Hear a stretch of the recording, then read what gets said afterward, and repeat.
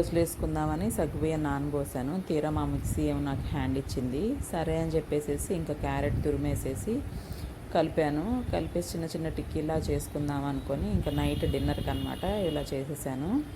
ఏం చేశాను, ఒక్క దాంట్లో చేస్తే చాలా టైం పడుతుంది. అవి సిమ్లో కాల్చాలి కదా, అందుకని 2 పెట్టేశాను అనమాట. అట్లుంటుంది మనతోని మరి.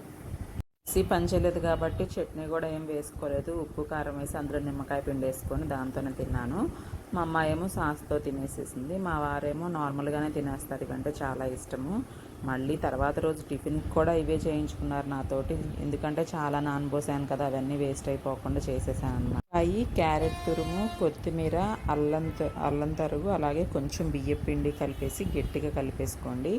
కరివేపాకు కూడా వేసుకొని టేస్ట్ బాగుంటుంది. జీలకర్ర కూడా వేసేసుకొని ఇలా చిన్న చిన్న టిక్కీలుగా సిమ్లో కాల్చాలన్నమాట.